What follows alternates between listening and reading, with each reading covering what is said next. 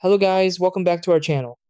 So, if your Somfy motor remote is not working or not responding, it can be frustrating because it stops you from controlling your blinds, shades, or motorized systems easily.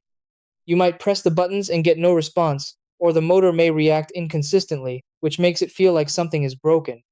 In most cases, this issue isn't a major fault, it's usually caused by weak batteries, signal interference, or a lost connection between the remote and the motor.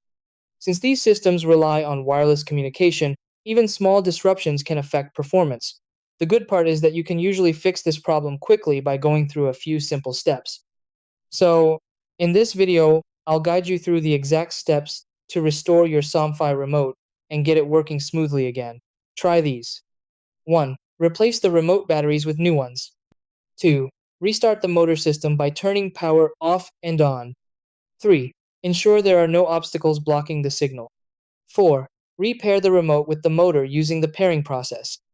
5. Clean the remote buttons and check for physical damage. 6.